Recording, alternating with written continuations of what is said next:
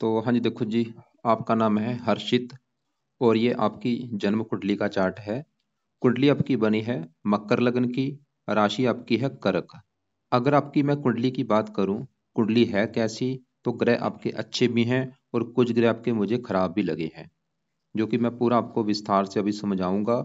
लेकिन उससे पहले आपको मैं कुछ बेस की जानकारी समझा देता हूं, ताकि जो आपको मैं भविष्यवाणी बताने वाला हूं वो आपको अच्छी तरह से समझ आ जाए। तो देखो जी, बेस की जानकारी ये है कि ये जो कुंडली होती है इसमें टोटल 12 ग्रह होते हैं और इन ग्रहों से कुछ ना कुछ देखा जाता है। तो 12 ग्रह पहले आप समझ लो, वो मैं लिख देता हूँ। ये आपका पहला ग्रह है, ये दूसरा ग्रह, तीसरा ग्रह, चौथा, पांचवा, छठा ग्रह, सातवां, आठवां, नौवां ग्रह, 10वां, 11वां और लास्ट वाला 12वां ग्रह। अब ये जो 12 ग्रह हैं, इन ग्रहों से आपकी लाइफ के बारे में कुछ ना कुछ पता किया जाएगा। जैसे कि पहले ग्रह से हम देखेंगे कि आपका शरीर कैसा होगा, आपकी हेल्थ कैसी होगी, आपका स्वभाव, आपका रंग रूप, आपकी पर्सनैलिटी, आपका सर, आपका मस्तक, इस पहले ग्रह से देखेंगे। दूसरा अगर आपके है धन जोड़ने का घर, तीसरा अगर छोटे भाई बहनों का है, चौथा अगर आपकी माता, मकान, वाहन का, पांचवा अगर बच्चों का, छठा अगर शत्रु रोग कर्जा, सातवां अगर आपकी पत्नी का है, आठवें घर से देखेंगे आपकी उम्र कितनी है, नौवें घर से आपका भाग्य देखेंगे, 10वां घर आपके है काम काज का, 11वां घर है लाभ और 12वें घर से आपके जो खर्चे हैं वो देखेंगे। तो आपने मेरी दो बातें नोट कर लेनी है। पहली बात, जो मैंने 12 घर बोले हैं वो याद कर लो, और दूसरी बात, इन घरों से क्या कुछ देखा जाएगा वो याद कर लो। और अब आप ये देखो कि आपने देखना क्या है। जैसे कि आपका सवाल है आपके, मान लो, काम काज को लेके, तो 12 घरों में जो काम काज का घर है वो है 10वां घर। तो आपके काम काज के लिए हमें 10वें घर को देखना पड़ेगा। और 10वें घर में नंबर कौन सा है? 7। और 7 है तुला राशि, मालक है शुक्र। तो आपके काम काज के लिए हमें शुक्र ग्रह को देखना पड़ेगा, क्योंकि वो 10वें घर का है मालक। ऐसे ही अगर आपका हमने भाग्य देखना है, तो भाग्य हम देखेंगे 9वें घर से। और 9वें घर में लिखा है 6, 6 है कन्या राशि, मालक है बुध। तो आपका भाग्य हम बुध से देखेंगे। मेरा भाई कहने का मतलब ये है कि जो भी कुछ देखना होता है हमें वो घर देखना होता है, और घर का जो मालक बना होता है वो मालक हमने देखना है कि घर का मालक है कौन, कहाँ जाके बैठा है। अब देखो जी, मोटा मोटा आपको बेस की जानकारी समझ आ चुकी है। अब बात करते हैं भविष्यवाणी की। अब देखो जी, आपकी जो कुंडली है इसमें मुझे एक सबसे बड़ा जो दोष दिखा है वो क्या है, कि आपकी कुंडली में बना है काल सर्प दोष। मतलब सबसे कुंडली में नेगेटिव पॉइंट, नेगेटिव चीज क्या लगी है वो है काल सर्प दोष बना हुआ है। वो कैसे? यहाँ पे है राहु और यहाँ पे है केतु, और ये हिस्सा देखो पूरा आपको खाली दिख रहा है। 8वां, 9वां, 10वां, इन घरों में आपको कोई ग्रह नजर नहीं आ रहा। इसे कहते हैं काल सर्प दोष, जो कि आपकी कुंडली में बना है। और ये जब किसी की कुंडली में बनता है, उस बंदे को लाइफ में काफ़ी दिक्कतें आती हैं, परेशानियां आती हैं, रुकावटें आती हैं, स्ट्रगल करना पड़ता है। जीवन में आगे बढ़ने में दिक्कतें आती हैं, वो आगे नहीं बढ़ पाता, उसको मेहनत का फल नहीं मिलता। ये चीज़ें उसकी लाइफ में पैदा होती हैं, जो कि आपके साथ होंगी। पहली बात तो ये, मतलब इस दोष का जो नुकसान है, आपको मैंने भी बोला कि लाइफ में दिक्कतें परेशानी ये तो आपकी आएंगी। लेकिन अगर बिल्कुल बारीकी में देखना है कि ये दोष आपको ज़्यादा क्या खराब फल देगा, तो ये जिन घरों में बैठे हैं, जैसे कि केतु 7वें घर में है तो ये 7वें घर की हानि करेगा। राहु पहले घर में है तो पहले घर की हानि करेगा। अब आपको मैं पूरा विस्तार से समझाता हूँ। सबसे पहले देखो जी, यहाँ पे केतु की बात करते हैं। ये है 7वां घर, और 7वां घर है आपकी पत्नी का घर। जैसे मैंने अभी आपको 12 घरों के बारे में बोला, तो 7वां घर आपकी है पत्नी का घर। अगर आपकी पत्नी का सुख देखना है तो 7वां घर देख के डिसाइड होगा। और फार्मूला मैंने भी क्या समझा था कि घर का मालक देखना, जैसे 10वें घर का मालक शुक्र था, 9वें घर का बुध। ऐसे 7वें घर में नंबर कौन सा है? 4। और 4 है कर्क राशि, मालक है चंद्रमा। तो आपकी भाई पत्नी के लिए हमें 7वें घर के मालक चंद्रमा को देखना पड़ेगा।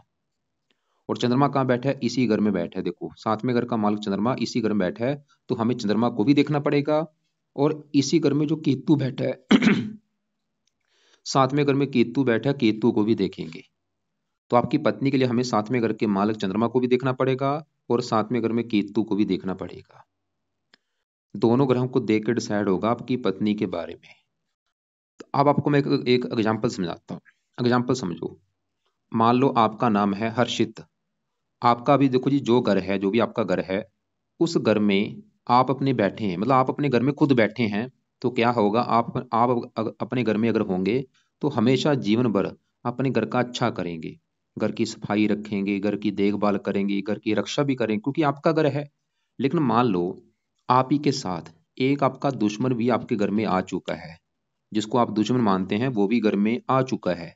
अब देखो जी, जो दुश्मन है उसका क्या भरोसा, वो अगर आपके घर में आ जाएगा तो आपके घर में टीवी तोड़ देगा, फ्रिज तोड़ देगा, बेड तोड़ देगा और आपके साथ भी मारपीट करेगा। अगर आप दोनों होंगे, आप अपने घर का अच्छा कर रहे हैं लेकिन दुश्मन घर का नुकसान कर रहा है, आपसे भी लड़ाई झगड़े करेगा। वो काम यहाँ पे होगा सातवें घर में। सातवें घर में नंबर कौन सा है, चार। चार है कर्क राशि, मालक कौन बना, चंद्रमा। कहाँ बैठा है, इसी घर में। चंद्रमा मतलब आपका जो है वो बहुत बड़े लेवल पे अच्छा है, क्योंकि वो अपने सातवें घर में बैठा है। तो चंद्रमा सातवें घर का कर देगा अच्छा। मतलब चंद्रमा ये दिखा रहा है कि आपको पत्नी का सुख मिलेगा अच्छा, पत्नी सुंदर होगी, आकर्षक होगी, पत्नी का सुख अच्छा है, पत्नी से अच्छी बनेगी, चंद्रमा ये दिखा रहा है। लेकिन गड़बड़ कहाँ पे हो रही है, साथ में जो केतु बैठा है। केतु चंद्रमा का अति शत्रु है, और केतु सातवें घर में बैठा है कर्क राशि में, चंद्रमा की घर में। जैसे मैंने आपको बोला कि आप तो अपने घर का अच्छा कर रहे थे, लेकिन क्या हुआ, दुश्मन आ चुका है, तो वो दुश्मन इस घर का कर रहा है नुकसान। मतलब जो केतु है ये आपका मुझे बहुत बड़े लेवल पे खराब लगा है। क्यों खराब लगा है, मैंने अब जैसे बोला क्यों खराब था, काल सर्प दोष बना है, पहला कारण तो ये। दूसरा कारण, केतु जहां बैठा है सातवें घर में, वो चंद्रमा का घर है, और चंद्रमा केतु का शत्रु है, दुश्मन है। तो केतु सातवें घर में, पत्नी घर में, पत्नी घर की हानि करेगा। मतलब आपको पत्नी से बनेगी नहीं, पत्नी से लड़ाई झगड़े होते रहेंगे, या पत्नी बीमार होगी। केतु ये बुरे फल देगा आपको। चंद्रमा इस घर का अच्छा कर रहा है, अगर यहाँ पे चंद्रमा ना होता फिर तो आपका तलाक हो जाना था, तलाक हो जाएगा या पत्नी से विवाह होगा ही नहीं। लेकिन चंद्रमा फिर भी हैंडल कर रहा है, मतलब अगर आपका तलाक होते होते बच रहा है, इस चंद्रमा की मेहरबानी की वजह से है। वो तो अपने घर का भाई बचा रहा है, जैसे मर्जी ओखा सोखा होकर अपने घर का रक्षा कर ही रहा है, लेकिन केतु कोई कसर नहीं छोड़ रहा आपका तलाक कराने में। तो केतु इस घर की कर रहा है हानि, चंद्रमा इस घर का कर रहा है अच्छा। अब देखो जी, मैंने आपको पहले बोला था जो काल सर्प दोष है वो लाइफ में काफी दिक्कतें, रुकावटें, स्ट्रगल, इन चीजों को देता है, लेकिन ये ज्यादा बुरे फल उस घर को देते हैं जिन घरों में बैठे हैं। तो हमने केतु देखा, वो सातवें घर में, वो सातवें घर की हानि कर रहा है। अब ऐसे ही, क्योंकि जो काल सर्प दोष बनता है भाई, वो राहु और केतु दोनों की वजह से बनता है। अब राहु की बात करते हैं, तो राहु सवाल की कैसा है, क्योंकि काल सर्प दोष बना है, जाहिर सी बात है वो भी आपका खराब है। अब देखो राहु कहाँ बैठा है, आपके पहले घर में। जैसे ये सातवां घर आपकी पत्नी का है, पत्नी के बारे में तो जान लिया, लेकिन अगर आपके बारे में जानना कि आप कैसे होंगे भाई, आपका शरीर कैसा होगा, आपका रंग रूप कैसा होगा, पर्सनैलिटी कैसी होगी, सर कैसा होगा, मस्तक कैसा होगा, स्वभाव कैसा होगा, पहले घर को देखा जाएगा। और पहले घर में, क्योंकि फार्मूला क्या है, घर का मालिक देखना है, तो पहले घर में नंबर कौन सा है, 10। 10 है मकर राशि, तो मकर राशि का मालिक होता है शनि, हमें शनि को देखना पड़ेगा। और शनि कहाँ बैठा है, यहाँ पे देखो पहले घर में ही बैठा है, जो कि बहुत बड़ी अच्छी बात है। जैसे चंद्रमा सातवें घर का मालिक सातवें घर में बैठा था, अपने घर का अच्छा कर रहा है, ऐसे शनि पहले घर में ही बैठा है। तो हमें आपकी पर्सनैलिटी, सेहत, स्वभाव, रंग रूप देखने के लिए पहले घर के मालिक शनि को भी देखना पड़ेगा, जो कि बहुत अच्छी बात है, क्योंकि वो अपने ही घर में बैठा है। लेकिन शनि के अलावा पहले घर में राहु भी बैठा है, राहु को भी देखेंगे। तो पहले मैं अगर शनि की बात करूं कि वो कैसा है, शनि क्योंकि अपने घर में है भाई, अच्छा है, वो पहले घर का अच्छा कर रहा है, आपकी हेल्थ अच्छी, स्वभाव अच्छा, रंग रूप अच्छा, पर्सनैलिटी अच्छी, आप बहुत ज्यादा समझदार होंगे, बुद्धिमान होंगे, जीवन में आगे बढ़ेंगे, शनि ये दिखा रहा है। आप बीमारियों से बचेंगे, आपको कोई बीमारी लगेगी नहीं, शनि ये दिखा रहा है। और शनि का एक और घर है, वो साथ वाला दूसरा घर, क्योंकि दूसरे घर में नंबर कौन सा है, 11। 11 है कुंभ राशि, मालक इसका भी शनि है। शनि के दो घर है इस कुंडली में, पहले घर का मालक है और दूसरे घर का। और दूसरा घर है आपके धन जोड़ने का घर। तो दूसरे घर का मालक शनि क्योंकि अच्छा है, अपने घर में बैठा है, वो ये दिखा रहा है कि आप काफी धन जोड़ेंगे, आपके पास धन की कमी नहीं रहेगी। और शनि की 10वीं दृष्टि पड़ेगी सातवें घर, 10वें घर के ऊपर। उच्च राशि, काम काज के लिए अच्छा है, नौकरी कारोबार का सुख अच्छा। अब देखो जी, आपको समझ आ चुकी है कि शनि है तो अच्छा, क्योंकि वो अपने ही घर में बैठा है, पहले घर का अच्छा कर रहा है, आपका शरीर अच्छा, सेहत अच्छी रखेगा, धन का अच्छा करेगा, काम काज के लिए अच्छा है। लेकिन जो शनि के अच्छे फल हैं उसमें आ चुकी है बहुत ज्यादा कमी।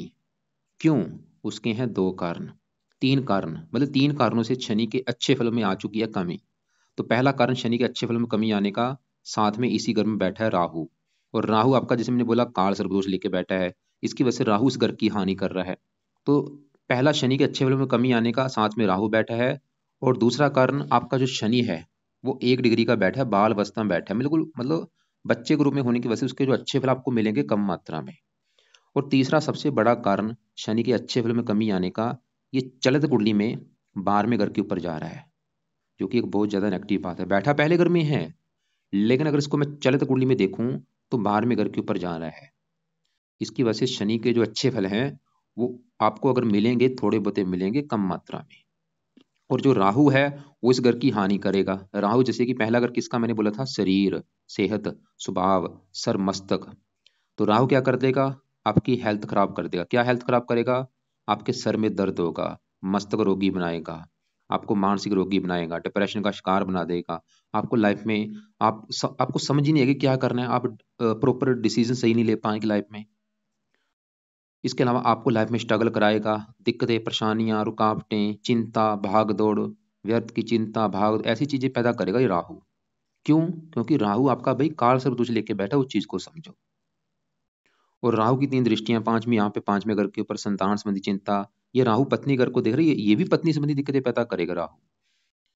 मतलब मेरा कहने का मतलब ये है कि अगर आपने राहु और केतु को सही कर लिया, लाइफ में चेंज आ जाएगा आपकी। में लिख के दे सकता हूँ आपको मैं।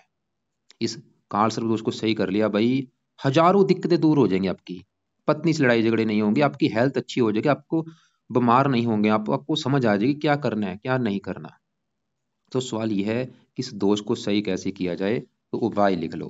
पहला जो उपाय है वो है राहु के, पहले बात करता हूं। तो राहु का जो पहला उपाय है, राहु के आप मंत्र एक बार पूरे करो, जो कि है 18,000 संकल्प लेके। आपको देखो जी, अगर लाइफ में चेंज लाना है तो पाठ पूजा करने पड़ेंगे, जो कि अभी आपको मैं बताने वाला हूँ।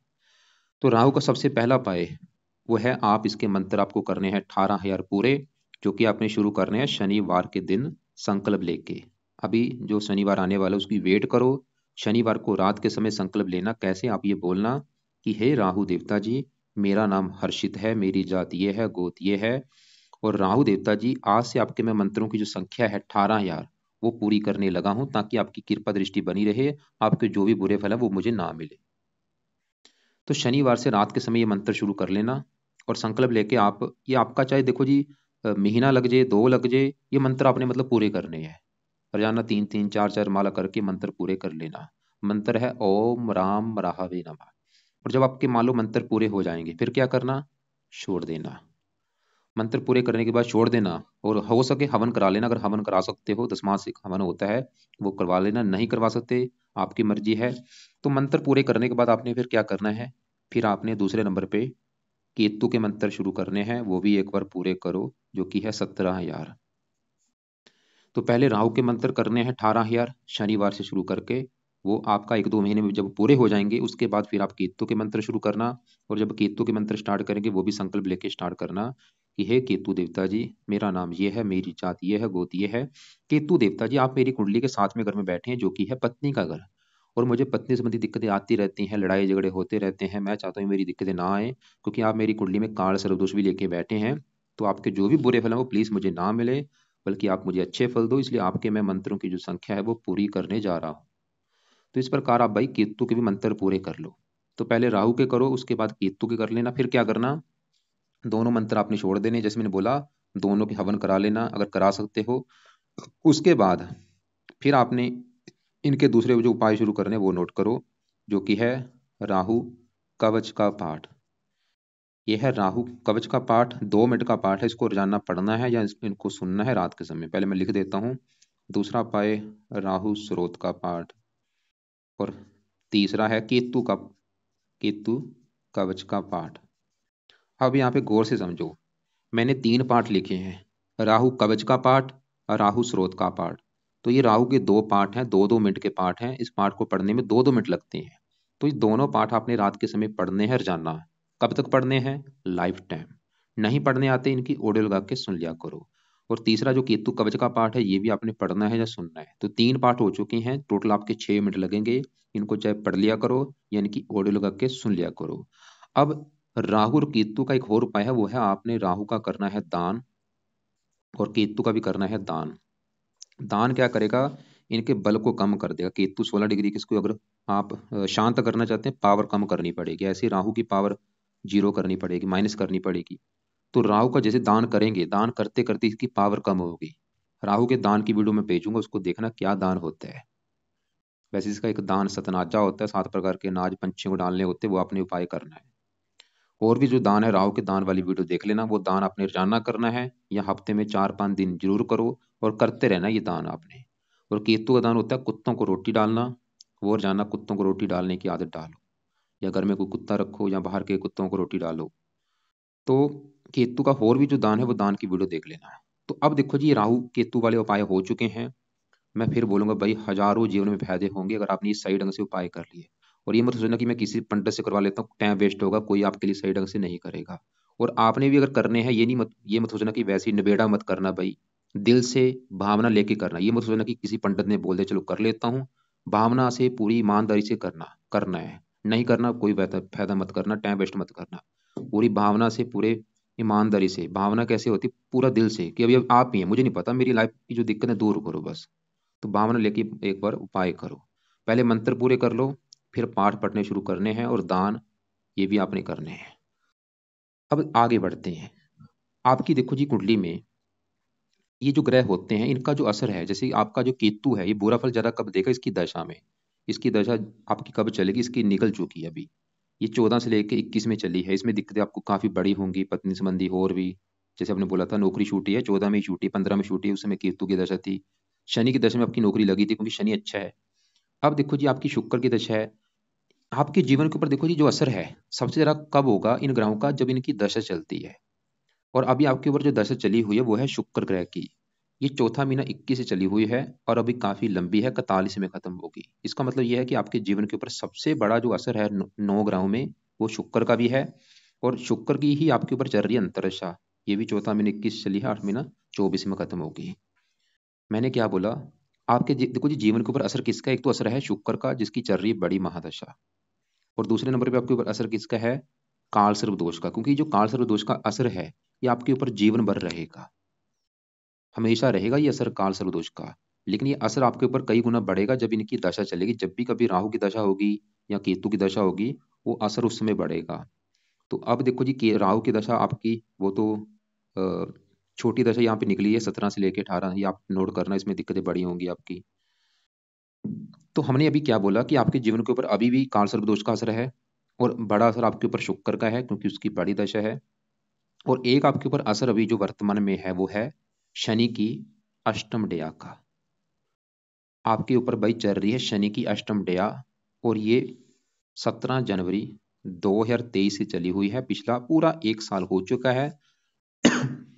आपने देखो जी 7.5 जरूर सुनी होगी, जो कि होती है 7.5 साल की। ऐसी एक डेया होती है जो कि 2.5 साल की होती है, जो कि आपके ऊपर चली हुई है अष्टम डेया। डेया भी दो प्रकार की होती है, चतुर डेया और अष्टम डेया।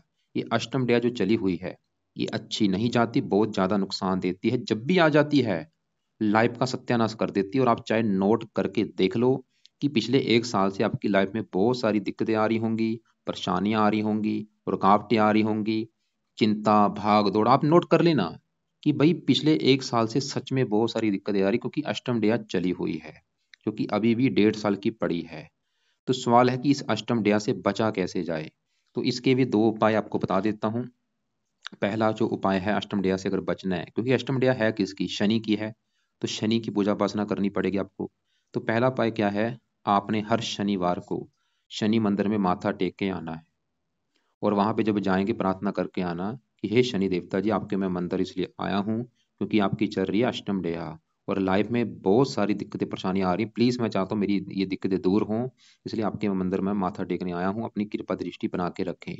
अगर आपके घर के आसपास शनि मंदिर है फिर तो रोजाना जाया करो, अगर दूर है तो शनिवार को जरूर जाओ। तो पहला उपाय क्या है? शनि के मंदिर में जाना है, दान कुछ नहीं करना, खाली माथा टेक के आना है। पैसे का माथा टेक सकते हो, 100-50 जितना टेकना है। दूसरा उपाय, आपने रात के समय शनि चालीसा का पाठ पढ़ना है, जो कि है बहुत ही ज्यादा जरूरी। और ये रात के समय पढ़ना है, पढ़ना जरूर है भाई, नोट कर लो, चाहे इसको सुन लिया करो। कब तक पढ़ना है? 1.5 साल तक ये पाठ आपने पढ़ना है, रोजाना पढ़ो या सुनो। और जब पाठ पढ़ेंगे, पढ़ने खत्म होने के बाद क्या करना कि हे शनि देवता जी, आपका मैंने अभी पाठ किया है ताकि आपकी कृपा दृष्टि बनी रहे, आपकी दया का मुझे बुरा फल ना मिले। और ये पाठ पढ़ने से, जब मंदिर जाने से आपको फायदे क्या होंगे? फायदे समझो। सबसे बड़ा फायदा, आपकी अष्टम दया का बुरा फल आपको नहीं मिलेगा। दूसरा फायदा, जो शनि आपका पहले घर में, पहले घर का स्वामी है, उसके अच्छे फल बढ़ने शुरू हो जाए, क्योंकि वो 1 डिग्री का बैठा है, उसकी पावर बढ़ेगी। पावर बढ़ेगी तो अच्छे फल बढ़ेंगे, अच्छे फल बढ़ेंगे तो क्या होगा? आपकी हेल्थ अच्छी होनी शुरू हो जाएगी, आप बीमारियों से बचने शुरू हो जाएंगे। जो आपने बोला ना, आपका सर दर्द होता है, मनोरोग है जो भी, वो रोगों से बचने शुरू हो जाएंगे आप। और शनि आपके दूसरे घर का मालिक है धन का, आपकी भाई धन संबंधी दिक्कतें दूर हो जाएंगी, आपकी लाइफ में धन आना शुरू हो जाएगा। क्योंकि शनि 12वें घर में जाने की वजह से, क्योंकि 12वां घर खर्चे का है, आपके धन को खर्च करा रहा है, आपका धन खर्च होना बंद हो जाएगा शनि के उपाय करने से। आंखों में जो कष्ट हो रहा है शनि की वजह से हो रहा है, क्योंकि दूसरे घर से आंखें देखी जाती है, 12वें घर में जा रहा है, आंखों में कष्ट दे रहा है। आंखों में कष्ट होना खत्म हो जाएगा, क्योंकि शनि जब भी पहले घर में, जब 12वें घर में होता है, आंखों में दोष देता है। तो शनि मतलब शनि का ये जो पाठ करना और मंदिर जाने से भाई हजारों फायदे होंगे। कोई ये नहीं कि एक फायदा होगा, हजारों फायदे हो जाएंगे। आपको समझ आ जाएगी कि अच्छा क्या है, बुरा क्या है, क्या जीवन में करना है। तो ये दो उपाय बोले, वैसे तो और भी काफी उपाय हैं, जैसे कि आप शनि का मंत्र भी कर सकते हैं, लेकिन ज्यादा हो जाएंगे, इसलिए मैंने कम से कम रखा है। तो दो उपाय लाजमी है, दान कुछ नहीं करना, खाली ये उपाय करने हैं। तो अब देखो जी, आपको समझ आ रहा है मैं क्या बोल रहा हूँ। अब देखो सबसे बड़ी बात, आपके ऊपर चल रही शुक्र की दशा, उसकी मैं बात करता हूँ। लेकिन आपके जो सवाल थे, एक तो सवाल आपने बोला था कि आपके यहाँ लड़कियां ज्यादा, पुत्र नहीं है, कि पुत्र का सुख है या नहीं। पहले मैं वो सवाल कवर कर देता हूँ। अब देखो जी, जो मैंने 12 घर बोले थे, 12 घरों में मैंने बोला था कि जो बच्चों का घर है वो है 5वां घर। तो आपके बच्चों के लिए हमें इस 5वें घर को देखना पड़ेगा। और फार्मूला है कि घर का मालिक देखना होता है। तो 5वें घर में नंबर है 2, 2 है वृष राशि, मालिक है शुक्र। तो आपके बच्चों के लिए हमें शुक्र को देखना पड़ेगा। और शुक्र के अलावा 5वें घर में सूर्य है, सूर्य को भी देखा जाएगा। तो आपके बच्चों का सुख देखने के लिए हमें कम से कम 2 ग्रह देखने पड़ेंगे, शुक्र और सूर्य को। इसके अलावा और भी ग्रह होते हैं, जैसे कि गुरु को भी देखना पड़ता है, क्योंकि गुरु होता है पुत्र का कारक। पुत्र का सुख देखने के लिए गुरु को देखना पड़ता है। इसके अलावा 5वें घर के ऊपर दृष्टि है राहु की, राहु को भी देखेंगे। मतलब टोटल 4 ग्रह रख लो, 4 ग्रहों को देख कर डिसाइड होगा आपके संतान के बारे में। तो सबसे पहले मैं 5वें घर में जो सूर्य है उसकी बात करता हूँ। तो सूर्य कहाँ बैठा है? 5वें घर में। 5वां घर किसका है? शुक्र का। और सूर्य शुक्र का है अति शत्रु। जैसे कि वही बात फिर आ चुकी है कि आपका घर है खाली, आप कहीं गए हैं बाहर घूमने के लिए, लेकिन पीछे से दुश्मन आ चुका है। तो दुश्मन घर में बैठ चुका है, क्या करेगा? घर का नुकसान करता रहेगा, घर की हानि करता रहेगा। वो काम यहाँ पे सूर्य करेगा। ये 5वें घर में, 5वें घर का कर रहा है नुकसान, क्योंकि दुश्मन के घर में बैठा है। और सूर्य वैसे भी इस कुंडली में मार्किश है। मार्किश मतलब ये इस घर का मालक है 8वें घर का। 8वें घर में देखो 5 लिखा है, 5 है सिंह राशि, मालक है सूर्य। और 8वें घर से हम देखते हैं आयु, मृत्यु, मृत्यु मतलब कष्ट, लंबी बीमारी, दुर्घटना, गुप्त रोग, गुप्त विद्या, ये चीजें उठ के चलेगी संतान के घर में। मतलब सूर्य आपकी संतान को लेकर कोई दिक्कतें पैदा करेगा। क्या दिक्कतें करेगा? या तो आपकी पत्नी का वार वार गर्भपात कराएगा, जो कि कन्फर्म है, या आपकी संतान ऑपरेशन के द्वारा होगी, या आपकी संतान बीमार होगी, बीमार भी जरूर होगी, या संतान को लाइफ में आगे बढ़ने में दिक्कतें आएंगी। ये सूर्य इस घर की हानि करेगा। और देखो जी, ये शत्रु राशि में है, तो कन्या ज्यादा पैदा कर देगा, पुत्र कम देगा। आपको अब मैं एक विद प्रूफ के साथ दिखाता हूँ। क्यों दिखाता हूँ? ताकि आपको यकीन हो जाए कि जो चीजें मैं बता रहा हूँ, ये मत सोचना कि मैं अपनी तरफ से वैसी बातें बना रहा हूँ, भाई ये खराब है वो खराब है। विद प्रूफ के साथ देखने से आपको यकीन हो जाएगा कि सच में, मतलब ये जो आपकी लाइफ में चीजें हो रही हैं, आपके जो कर्म थे पिछले जन्म के, वो कर्मों का आपको फल मिल रहा है। तो सूर्य की आपको मैं चीजें बताता हूँ, शास्त्रों में लिख क्या रखा है। मतलब जो शास्त्रों में चीजें लिख रखी वो आपको मैं अभी दिखाने लगा हूँ, तो नोट करो। तो यहाँ पे देखो, आपका लगन कौन सा है? मकर लगन है। सूर्य जहाँ बैठा है वो 5वें घर में वृष राशि में बैठा है। अब देखो यहाँ पे पढ़ लो आप, ये देखो क्या लिख रखा है, पढ़ लेना ये बाद में। सूर्य यहाँ पे अष्टमेश का दोष लगता है, शत्रु राशि में होगा, पढ़ाई में दिक्कतें आती हैं, क्रोधी होगा, उम्र वैसे लंबी कर देगा, लेकिन संतान पक्ष में थोड़ा कष्ट। क्या कष्ट होगा? देखो, जातक के पुत्र थोड़े होते हैं, संतान उत्पत्ति में विलंब, एकाध गर्भपात, संभवत प्रथम कन्या। आपको समझ आ चुका मैं क्या कहना चाह रहा हूं। अब देखो इसके उपाय में क्या लिख रखा है, उपाय देखो। उपाय में देखो यहाँ पे लिख रखा है, पुत्र प्राप्ति हेतु या संतान सुख हेतु शिवोक्त सूर्य अष्टकम का पाठ करें। तो अगर आप भाई पुत्र का सुख चाहते हैं तो ये पाठ आपने पढ़ना है, शिवोक्त सूर्य अष्टकम का पाठ। कहाँ पे मिलेगा? यूट्यूब पे सर्च करो, वहां पे निकल आएगा, या गूगल पे सर्च करना, या इसकी बुक्स भी मिल जाती है। तो ये पाठ अगर पढ़ेंगे, मतलब सूर्य का क्या उपाय है अगर आप चाहते हैं पुत्र हो, तो अभी आपको मैंने दिखा दिया है, वो पाठ आपने पढ़ना है। इसके अलावा सूर्य के और भी जो उपाय हैं वो आपने करने हैं। क्या क्या है? एक तो सूर्य को सुबह के टाइम जल दिया करो। दूसरा, हर संडे को सूर्य का दान करना है लाल रंग का। और ये दो जो उपाय हैं, सूर्य को जल देना और सूर्य का दान लाल रंग का करना संडे को, ये उपाय जब आपकी संतान पुत्र पैदा हो जाएगा उसके बाद छोड़ देना, क्योंकि ये आपकी उम्र भी लंबी कर रहा है। दान करने से इसकी ये उम्र भी कम कर देगा। तो ये चीजें ज्यादा मत करना। मतलब सूर्य को जल देना, बाद में छोड़ देना, जब पुत्र हो जाएगा तब तक ये दान सूर्य को जल दे दिया करो, सूर्य का दान कर दिया करो, बाद में चीजें छोड़ देना। और भी इसके सूर्य के उपाय हैं, जैसे कि अगर आपकी बहुत बड़ी इच्छा है कि लेना ही लेना है पुत्र, जो मर्जी हो जाए, तो सूर्य का व्रत रख लिया करो। हर संडे को सूर्य का व्रत रखो। व्रत में क्या करना, सुबह के टाइम जब व्रत रखेंगे तो प्रार्थना करना कि हे सूर्य देवता जी, आज आपका संडे का दिन है, आज आपका मैं व्रत रखूंगा, क्योंकि आप मेरी संतान के घर में बैठे हैं और मुझे पुत्र की एक कामना है, तो मुझे पुत्र का सुख मिले, इसलिए आपका मैं व्रत रख रहा हूँ। तो व्रत में क्या करना है, दिन में खाली फल फ्रूट खाओ, रात को एक टाइम भोजन कर लेना। और रात को जो भोजन करेंगे उसमें नमक का सेवन नहीं होना चाहिए। और संडे के दिन ही सूर्य की कथा भी सुननी है आपने, जो कथा होती है, आरती भी कर सकते हैं। तो ये चीजें आप फॉलो करो। अब देखो जी, यहाँ पे शुक्र की बात कर लेते हैं। अब सबसे जो बड़ी बात है, क्योंकि उसकी बड़ी दशा है भाई, शुक्र का बहुत जरूरी है। तो शुक्र आपकी कुंडली में, मैंने अभी जैसे बोला कि 5वें घर का जो मालक है वो है शुक्र।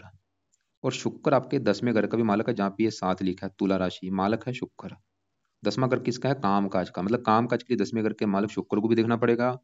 और 5वें घर के मालक शुक्र बने हैं, जो कि संतान का घर है। मतलब शुक्र से क्या देखा जाएगा, संतान के बारे में और आपके काम काज के बारे में। शुक्र बैठा है चौथे घर में, मंगल की राशि है। शुक्र देखो जी, इस कुंडली में है अति योग कारक ग्रह है। बैठा है चौथे घर में, चलित कुंडली में जा रहा है तीसरे घर के ऊपर बड़ा हिस्सा।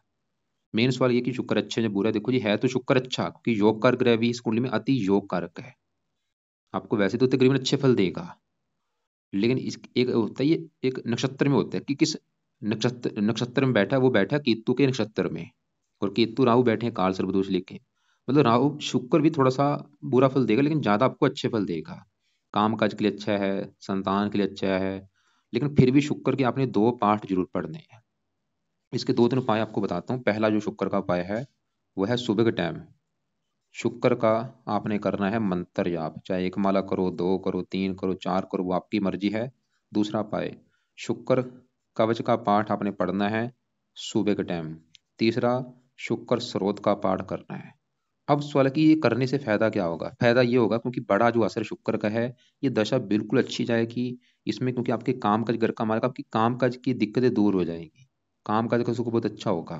पिता के लिए अच्छा होगा, सरकारी कामों के लिए अच्छा होगा, क्योंकि 10वां घर सरकार का है, तो सरकारी कामों के लिए अच्छा होगा। मान प्रतिष्ठा के लिए अच्छा होगा। पत्नी का कार्य का पत्नी के लिए अच्छा होगा। संतान के घर का मालिक का संतान के लिए अच्छा होगा। तो ये 3 उपाय आपने करने ही करने हैं। अब बाकी यहाँ पे जो गुरु है, ये अच्छा भी है बुरा भी है। त्रिकमा को स्वामी है, सरल नाम के विपरीत राजयोग बना है। मंगल की बात करूं, चौथे घर का मालक का है, तीसरे घर में मित्र राशि में, मकान वाहन का सुख अच्छा दे देगा आपको। 11वें घर का मालक है। तो ये है भाई आपकी कुंडली का फलादेश। तो एक बार मैं फिर रिपीट करता हूँ, आपको मैंने बोला क्या क्या है, क्या क्या उपाय हैं। आपके पास है 2 समय, सुबह का समय है और रात का समय है। पहले सुबह के उपाय समझो, सुबह के उपाय क्या मैंने बोले हैं। तो सुबह के उपाय में शुक्र का मंत्र बोला है, शुक्र कवच का पाठ, स्रोत का पाठ। और ये स्टार्ट करने हैं आपने शुक्रवार के दिन, रोजाना करने हैं जब तक दशा है। रात के समय आपने क्या करना है, सबसे पहले राहु के मंत्र अभी शुरू कर लेना शनिवार से रात के समय, वो खत्म होने के बाद केतु के कर लेना। दोनों मंत्र जब आपके खत्म हो जाएंगे, फिर राहु कवच, राहु स्रोत, केतु कवच, तीनों पाठ रात के समय पढ़ने हैं रोजाना लंबे समय के लिए। और शनि के मंदिर जाना है, और शनि चालीसा पढ़ना है रात को, क्योंकि ढैया चल रही है। और राहु केतु का दान रोजाना करो, दान की वीडियो देख लेना क्या दान है। बाकी बुध अच्छा है, भाग्यश है, भाग्यवंशी, मकान वन का सुख देगा, वो भी अच्छा है। शुक्र भी अच्छा है, लेकिन शुक्र के उपाय ताकि क्योंकि उसकी दशा और अच्छी जाए, जो थोड़ा बहुत बुरा फल आपको ना मिले। बाकी सूर्य के लिए, सूर्य को जल दो जब तक संतान नहीं हो जाती। सूर्य का दान कर दिया करो लाल रंग का संडे को। और सूर्य का जो पाठ बोला है पुत्र के लिए, वो पाठ पढ़ना है। और हो सके व्रत भी रख सकते हैं। गुरु की कुछ नहीं करने, मंगल का कुछ नहीं करना, चंद्रमा का कुछ नहीं करना। तो ये चीजें हैं, देखो जो बताने को और भी चीजें हैं, लेकिन मेन जो आपको मैंने चीजें बता दी हैं वो फॉलो करो। और सबसे बड़ी बात क्या है कि अभी जो समय है आपका, जो क्योंकि आपकी जो अष्टम डेया है, ये भाई अच्छी नहीं होती। आप समझ लो आपकी जो भी दिक्कतें हैं, बड़ा कारण अष्टम डेया है, और दूसरा कारण है काल सर्प दोष। बाकी फालतू में कोई रत्न धारण नहीं करना। रत्न एक आप शुक्र का वैसे कर सकते हैं, लेकिन वो क्योंकि मंगल के घर में है, ये शत्रु राशि भी है, तो रत्न मेरे हिसाब से कोई धारण मत करो, खाली मेन पाठ पूजा करो बस। बाकी फिर भी कोई बात समझ ना लगी हो, कल दोपहर 1-2 के बीच में कॉल करके मुझे पूछ लेना। इसके अलावा जो अलग से वीडियो भेजूंगा उनको भी एक बार आप देख लेना।